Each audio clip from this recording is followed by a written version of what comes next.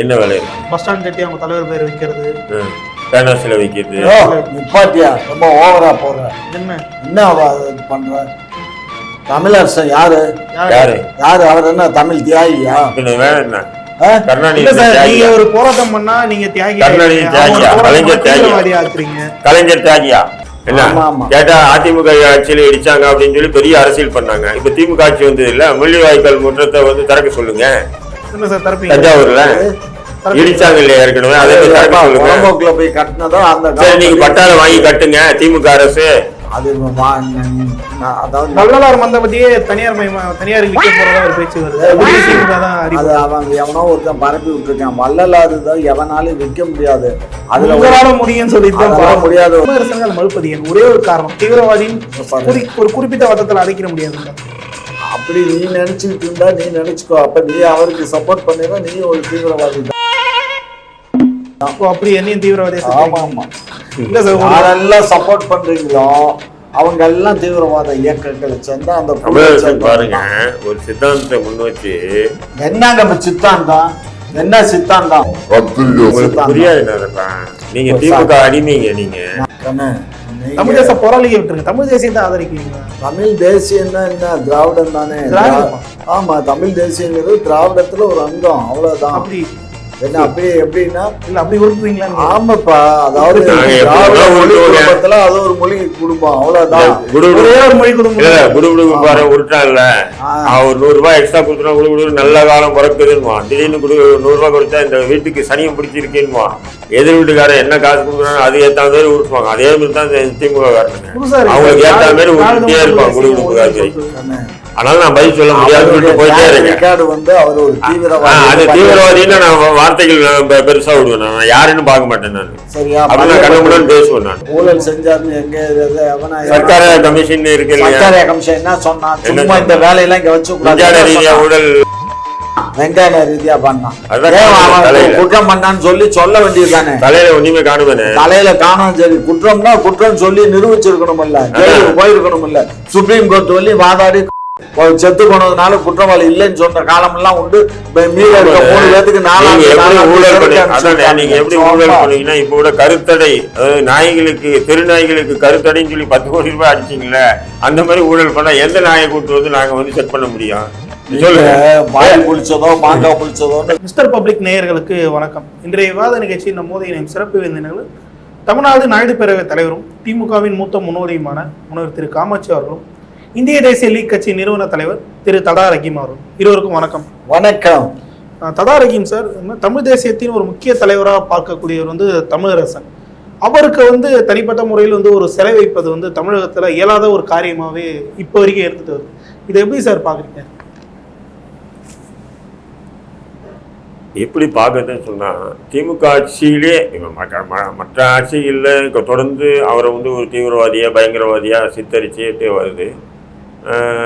அந்த காலத்திலேயே வந்து ஒரு பொறியியல் பட்டதாரியான அவர் தமிழ் தேசிய சித்தாந்தத்தோடும் அகில இந்திய புரட்சியில் இருந்து விலகி தமிழ் தேசிய விடுதலை புரட்சியை முன்வைத்து போராடிய ஒரு மிகப்பெரிய ஒரு மாவீரன் என்றால் அது பொன்பரப்பி தமிழரசன் மட்டுமே, வேற யாரும் நம்ம கூற முடியாது. அந்த அளவுக்கு அவருடைய தியாகங்கள் உண்மை எல்லாமே இருக்கு. அப்படி இருக்கும்போது அவருக்கு வந்து இன்னைக்கு சிலை வைக்கிறதுக்கோ மணிமண்டபமே கட்டணுன்ற, சிலை என்ன சிலை, மணிமண்டபமே பெரிய பெரிய மணிமண்டபம் கட்டணும். ஏன் கலைஞருக்கு கட்டுறீங்க, ஜெயலலிதாவுக்கு கட்டுறீங்க, அண்ணாவுக்கு கட்டி வச்சிருக்கீங்க, எம்ஜிஆருக்கு கட்டுறீங்க, அப்போ தமிழரசனுக்கு கட்டுறதுக்கு இங்க எது தடுக்குது? அப்போ தொடர்ந்து தமிழ் தேசிய சித்தாந்தவாதிகள் இங்க ஒரு குற்றச்சாட்டுகளை முன்வைக்கிறாங்க. திராவிட அரசியல் தான் தமிழ் தேசியத்தை மட்டுப்படுத்தி இருக்கு, தமிழ் தேசிய சித்தாந்தத்தை மட்டுப்படுத்தி இருக்கு. அப்ப அது உண்மைன்ற இதுக்கு வந்து நம்ம உண்மைதான் அப்படின்றது நம்ம உணர முடியுது இல்லையா? தமிழரசன் போன்ற ஒரு மிகப்பெரிய ஒரு சிந்தனையாளர், தமிழ் தேசிய விடுதலைக்காக போராடிய ஒரு மனிதருக்கு வந்து ஒரு அதனால் ஒரு சிலை வைக்கிறதுக்கு கூட இங்க யாரை கேட்கணும் அப்படின்ற ஒரு நிலை இருக்கு இல்லைங்களா? திமுகவுக்கு அதை விட முக்கியமான நிறைய வேலைகள் இருக்குல்ல. என்ன வேலை இருக்கு? பஸ் ஸ்டாண்ட் கட்டி அவங்க தலைவர் பேர் வைக்கிறது, பேனர்ஸ்ல வைக்கிறது. நிப்பாட்டியா ரொம்ப ஓவரா போற. என்ன பண்ற? தமிழரசன் யாரு யாரு யாரு? அவர் என்ன தமிழ் தியாகியா? வேற என்ன? நீங்க ஒரு போராட்டம் பண்ணா நீங்க தியாகி, கலைஞர் தியாகியா? இங்க பாரு, கலைஞர் தாக்கியா ஓடாத ட்ரெயின்ல தலை வச்சு போராளியா? இந்த வேலையெல்லாம் இங்க வச்சுக்க கூடாது. வேலை வச்சு கூட வேற எங்கன்னு போய் கேக்குது? இல்ல, அதாவது நான் என்ன சொல்றேன், ஒரு அரசு வந்து செலவு வைக்கணும் அப்படின்னு சொன்னா யாருக்கு வைக்கணும் யாருக்கு வைக்க கூடாதுன்னு அவங்களுக்கு தெரியும். நீங்க சொல்லி எல்லாம் வைக்க வேண்டிய அவசியம் இல்ல. யாருக்கு தெரியும்? யாருக்கு தெரியும்? நீங்களே உங்க இஷ்டத்துக்கு யாருக்கு வேணா செலவு எங்க இஷ்டம் தான். மக்களுடைய வரி பணத்துல கலைஞருக்கு இப்போ வந்து பாத்தீங்கன்னா பிரம்மாண்டமான மணிமண்டபம் கட்டியிருக்காங்க, இது சமாதி கட்டியிருக்காங்க. அந்த சமாதிக்கு கீழே வந்து திருடி ஸ்தானத்துல வந்து பல கோடி ரூபாய் செலவு பண்ணி அங்க வந்து ஒரு வித்தியாசமான ஒரு மாளிகை மாரி உள்ள பூமிக்குள்ள சொன்னீங்களா? திருடி எங்கால வேற மாதிரி அதான் திருடின்னு நினைச்சிட்டீங்களா? திருடின்னு நினைச்சிட்டீங்களா? நான் சொன்ன திருடி அந்த கிளாஸ் போட்டுட்டு அங்க அது போல கட்டி வச்சிருக்கீங்க. அப்படின்னும் போது அதே இடத்துல வந்து தமிழரசனுக்கு சிலை வைக்கிறதோ இல்லாத தமிழரசனுக்கு ஒரு நினைவு மண்டபம் கட்டுவதோ சிறந்தது தானே. அப்போ அது தமிழரசனை பத்தி பேசக்கூடாது. தீவிரவாதி அவர்னா பெரிய தீவிரவாதி தான். தான் சார்ந்த சித்தாந்தத்துக்கு ஆதரவாக தீவிரவாதம் செய்தவன் தான் தீவிரவாதி. இது நான் சொல்ல, கலைஞரே சொல்லியிருக்காரு. தீவிரவாதிக்கு விளக்கம் என்ன, பயங்கரவாதிக்கு விளக்கம் என்ன நான் சொல்ல, கலைஞரே சொல்லியிருக்காரு. தான் சார்ந்த கொள்கைக்கும் கோட்பாடுகளுக்கும் வாதம் செய்பவன் தான் தீவிரவாதி, பயங்கரவாதம் செய்பவன் தான் பயங்கரவாதின்னு சொல்லி கலைஞர் பேசியிருக்காரு. அப்படி தமிழ் தேசிய விடுதலைக்கு தன்னை முன்னிறுத்தி தீவிரவாதம் செய்த தீவிரவாதி தமிழரசனுக்கு மெரினாவில் வந்து மணிமண்டபம் கட்டுவதில் என்ன தவறு?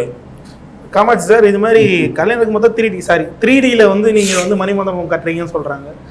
ஏன் தமிழரசன் அவர்களுக்கு வந்து தமிழ் தேசியத்துக்காக போராடக்கூடிய ஒரு தியாகிக்கு ஏன் அதை பண்ண மறுக்குது திமுக அரசு? நீங்களா தியாகின்னு சொல்லிக்கிற வேண்டியதானா? ஒரு நக்சல் அவரு. ஆமா, நக்சல். அப்புறம் மக்களுக்காக யார் யார் போறாங்களோ அவங்க எல்லாம் நக்சல், யார் யார் இருக்காங்களோ அவங்க எல்லாம் தீவிரவாதி. போராட்ட படையினுடைய தலைவர். தமிழ் தேசியங்கிற பேர்ல போராட்டத்துக்கு தலைமை வாய் மட்டும் வீசி மக்களை கடித்து ஓட்டு அரசியல் மூலியமாக பல்லாயிரம் கோடிகளை சம்பாதிச்சு அது போன்ற நபர்கள் தியாகிகள், வரலாற்று பேரறிஞர்கள். அப்படிதானே? இங்க பாருங்க, நீங்க வந்து சும்மா இந்த மாதிரி எல்லாம் வந்து நான் கேட்கறது தமிழரசனுக்கு சிலை வைக்கிறது ஏன் தடுக்கிறீங்க திமுக அரசு? அது கேள்வி, அவ்வளவுதான் பதில். பாருங்க, என்ன யாருக்கு சிலை வைக்கணும் வைக்க கூடாதுன்னு எனக்கு தெரியாது, உங்களுக்கு தெரியாது, அரசாங்கத்துக்கு தான் தெரியும். ஏன்றது அது ஏன்னு அரசாங்கம் சொல்லும். திமுகவா? திமுக இல்ல, கவர்மெண்ட் ஆஃப் தமிழ்நாடு. யாருடைய கட்டுப்பாடு? அது சீஃப் செக்ரட்டரி ஆஃப் தமிழ்நாடு. தமிழக அரசு முதல்வர் கலைஞர் ஸ்டாலினுடைய கட்டுப்பாடுல இல்லையா? பாருங்க, இது ஆட்சி, இது அவரு கவர்மெண்ட் கட்டுப்பட்டவர். அவர் கவர்மெண்ட் ஒரு சர்வெண்ட் தான் அவரும். சரி, எப்படி சார் கவர்மெண்டா பார்த்து தொடர்ச்சியா முதல்வர் கருணாநிதி அவர்களுக்கு முதல் சிலை வைக்கிறாங்க? அதுக்கு அவர் முன்னாள் முதலமைச்சர், 5 முறை முதலமைச்சராக. நீங்க ஆட்சிக்கு வந்ததுக்கு அப்புறம் தான் ஒரு கண்ணு தெரியுறாங்க. முள்ளிவாய்க்கால் படுகொலையை சித்திரத்தையே போலீஸ் வச்சு இடிச்சவங்க என்ன கேட்டா அதிமுக ஆட்சியில இடிச்சாங்க அப்படின்னு சொல்லி பெரிய அரசியல் பண்ணாங்க. இப்ப திமுக ஆட்சி வந்தது இல்ல, முள்ளிவாய்க்கால் முற்றத்தை வந்து திறக்க சொல்லுங்க. என்ன சார் திறப்பீங்க? தஞ்சாவூர்ல இடிச்சாங்க இல்லையா ஏற்கனவே, அதை போய் கட்டினதா அந்த நீங்க பட்டாள வாங்கி கட்டுங்க திமுக அரசு. அது அதாவது வள்ளலார் மண்டபத்தையே தனியாருக்கு விற்க போறதா ஒரு பேச்சு வருது. அதுலயே திமுக தான். அது அவன் எவனோ ஒருத்தன் பரப்பி விட்டுருக்கான். வள்ளலார் தான் எவனாலும் விற்க முடியாது, அதுல முடியும்னு சொல்லிட்டு முடியாது. ஒரு 16 ஏக்கரா வேற அடுத்தவன் ஆக்கிரமிப்பு பண்ணிருப்பான். அதை மீட்டுறதுக்கு இப்ப வேலை நடந்துட்டு இருக்கு. ஆமா, அது தனியார் கொடுக்கறதுக்கு இல்ல, வள்ளலாருடைய சொத்தோட சேர்க்கறதுக்கு. அது இன்னைக்கு நேரத்துல 1932லயோ என்னமோ அந்த இடத்த ஒருத்தருக்கு. அதெல்லாம் திமுக பேர் அடிபட்டுதா இல்லையா? நீங்க விற்க அது ரோட்ல போற நாய் என்னத்த வேணாலும் குலைக்கும். ரோட்ல போற நாய் எதை பார்த்தாலும் குலைக்கும். அது மாதிரிதான் குலைக்குது. யார சொல்லுறேன்னா அந்த நான் திமுக பழி போடுறது அந்த நாய்களை சொல்றேன்.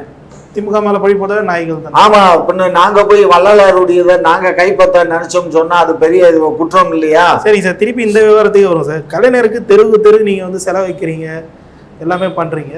தமிழரசனுக்கு அது மறுப்பது ஏன்? ஒரே ஒரு காரணம், தீவிரவாதின்னு ஒரு குறிப்பிட்ட வட்டத்தில் அடைக்கிற முடியாதுல்ல. அப்படி நீ நினைச்சுக்கிட்டு இருந்தா நீ நினைச்சுக்கோ. அப்ப நீ அவருக்கு சப்போர்ட் பண்ணினா நீ ஒரு தீவிரவாதி தான். அப்படி என்னையும் தீவிரவாதியா? ஆமா ஆமா. இல்ல சார், யாரெல்லாம் சப்போர்ட் பண்றீங்களோ அவங்க எல்லாம் தீவிரவாத இயக்கங்களை சேர்ந்தா அந்த பாருங்க. ஒரு சித்தாந்தத்தை முன் வச்சு என்னங்க சித்தாந்தம் என்ன சித்தாந்தம்? கத்திரிக்காய் உங்களுக்கு சித்தாந்தம் புரியாதுப்பா. நீங்க திமுக அடிமைங்க. நீங்க நான் எங்களுக்கு திமுக அடிமைகளுக்கு பெருவளம் பக்கத்துல இருக்க முருகமலையில அங்க ஆயுத பயிற்சி எல்லாம் கொடுத்ததெல்லாம் யாருக்குமே தெரியாதுங்க. ஆமா, உங்களுக்கு தெரியாது, புரியாது. உங்களுக்கு புரியாது. நக்சல் இயக்கம் தான். அதான் புரியாது உங்களுக்கு. எனக்கு நீங்க வந்து திமுகவுல சிறையில அவர் கூட இருந்திருக்கீங்க. இல்ல இல்ல, நான் சிறையில இல்ல, என்னுடைய சீனியர் குரூப் அவங்க எல்லாம். நான் ஜெயிலுக்குள்ள போகும்போது அவரு நீங்க கொண்டு போட்டீங்க. நாங்க கொல்லல, அரசு. அவ்வளவு அப்படி சொல்லுங்க. திமுக அரசு அப்படின்னு சொல்லணுமா? அரசு கொண்டுச்சு அப்படின்னு சொல்லலாம். காவல்துறை யாருக்கு எதிராக அவங்க வந்து புரட்சி பண்ணாங்க? யாருக்கு எதிராவா? அவங்களால இங்க இருக்கக்கூடிய மக்களுக்கு எதனா ஆபத்து ஏற்படுது? இதெல்லாம் வந்து நீங்க பேசுறது அந்த கடவுளுக்கே ஏற்காது. அதுதான் நீங்க பேசுறது. இங்க இருக்கக்கூடிய மக்களுக்கு எதனா பிரச்சனையை விளைவிச்சாங்களா? மக்களுக்கு பிரச்சனையை விளைவிக்கிறதுக்காக தான் எப்படி ஆயுத பயிற்சி கொடுத்தாரு இவரு? எங்க ஆயுத பயிற்சி கொடுத்தாரு? யாருன்னா இறந்தாங்களா மக்கள் அதுல அவங்க கொடுத்த ஆயுத பயிற்சியில? நாங்க தான் அப்பயே பிடிச்சாச்சு. எங்க பிடிச்சாச்சு?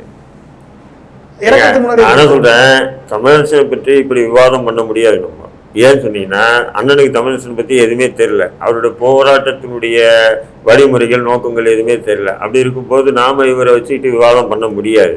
ஆனால் தமிழரசன் சிலையை பற்றி மட்டும்தான் அண்ணன்கிட்ட பேச முடியும். ஏன் சிலை வைக்க அனுமதிக்க முடியும்? ஏன் சொன்னால் அவருடைய வரலாறு தெரிஞ்சவங்க கிட்ட விவாதம் பண்ணலாம். புரியுதுங்களா?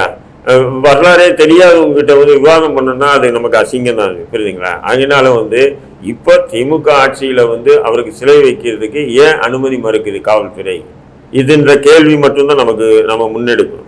ஏன் ஒரு மணிமண்டபம் கட்டுவதற்கு தமிழக அரசே முன் வரணுங்க. இன்னைக்கு தமிழ் தேசிய சித்தாந்தவாதிகள் எல்லாம் சொல்லிக்கிறாங்கல்ல, திராவிடம் என்றது தமிழ் இனத்துக்கு எதிரி, துரோகின்றாங்க இல்லையா? நீங்க என்ன பண்ணணும்?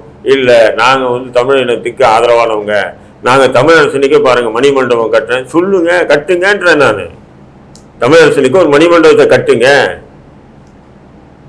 அப்ப நம்ம வரவேற்கலாம். அப்ப தமிழ் தேசிய சித்தாந்தவாதிகள் திமுக திராவிடத்தின் மீது வைக்கக்கூடிய பழிக்கு நம்ம வந்து எதிர்வினை ஆற்றலாம். அவர் தீவிரவாதி, பயங்கரவாதி அப்படின்னு சொன்னா அவர் தீவிரவாதம் செஞ்சது, பயங்கரவாதம் செய்வது மக்களுக்காக தானே. மக்களுக்காக வாழ்ந்து மக்களோடவே இருந்து மக்களுக்காகவே மன்னிச்ச ஒரு மாநாதான் நம்ம பார்க்கிறோம். புரியுதுங்களா? அப்படிப்பட்ட ஒரு நபருக்கு இன்னைக்கு சிலை வைக்கிறதுக்கு கூட காவல்துறை அனுமதிக்க மாட்டேங்குதுன்னு சொன்னா, அப்போ திமுக வந்து ஒரு மாற்றம் வரும், திமுக வரணும், மாற்றம் வரும்னா அது போன்ற நபர்களுக்கு ஒரு ஏமாற்றமா தானே இருக்கு. புரியுது சார். இந்த விஷயத்துக்கு வந்து திமுக என்ன பண்ணணும்னு நினைக்கிறீங்க? அவங்க எப்படி திமுக முன் வரணுங்க. நீங்க கலைஞருக்கு கண்ட இடத்துல சிலை வைக்கிறீங்களா இல்லையா? அவருடைய நினைவகம் கட்டுறீங்களா இல்லையா? அப்படி இருக்கும். தமிழரசன் வேற வேறதான், ஒண்ணு இல்ல, வேற வேறதான். அவருடைய சித்தாந்தம் வேற, இவருடைய சித்தாந்தம் வேற. தமிழரசனுடைய சித்தாந்தம் வேற, கலைஞருடைய சித்தாந்தம் வேற. கலைஞருடைய சித்தாந்தம் அகில இந்திய ரீதியான அரசியல் ரீதியான பணி. அவருக்கு தமிழ்நாடு தனிநாடு வேணும்னு சொல்லி கோரிக்கை. அப்போது மத்திய அரசு பார்வையில் அவர் தீவிரவாதி, டெரரிஸ்ட். சார், திமுக அரசு வந்து இந்த தமிழ் தேசியத்தை ஆதரிக்கிறீங்களா? தமிழ் தேச போராளியை விட்டுருங்க, தமிழ் தேசியத்தை ஆதரிக்கிறீங்களா? தமிழ் தேசியம்னா என்ன? திராவிடம் தானே. ஆமா, தமிழ் தேசியங்கிறது திராவிடத்துல ஒரு அங்கம், அவ்வளவுதான். அப்படி என்ன? அப்படி எப்படின்னா இல்ல அப்படி உருட்டுறீங்களா? ஆமாப்பா, அதாவது குடும்பத்துல அது ஒரு மொழி குடும்பம், அவ்வளவுதான். ஒரு மொழி குடும்பம் உருட்டான்ல. அவர் 100 ரூபாய் எக்ஸ்ட்ரா கொடுத்துருவா, குடு நல்ல காலம் பிறக்குதுன்னுவான். திடீர்னு 100 ரூபாய் கொடுத்தா இந்த வீட்டுக்கு சனியம் பிடிச்சிருக்கேன்னுவான். எதிர் வீட்டுக்காரன் என்ன காசு கொடுக்குறாங்க அது ஏற்ற மாதிரி உருட்டுவாங்க. அதே மாதிரி தான் திமுக காரனுங்க, அவங்களுக்கு ஏற்ற மாதிரி உருட்டே இருப்பாங்க. குடுகுடுப்பு திராவிட மொழி திராவிடமும் வச்சுக்கலாமா? எது ஆரியம் திராவிடம்? ஆரியம் திராவிடம் வேற, ஆரியம். நாம அந்த விஷயத்தை திராவிடமா அதை வேற வச்சுக்கிட்டோம். அது வேண்டாம். நமக்கு என்னையை பொறுத்தவரையிலையே தமிழரசின் சிலை திமுக அரசு ஏன் எதிர்க்கு? இதுதான் அண்ணன் பதில் சொல்லணும்.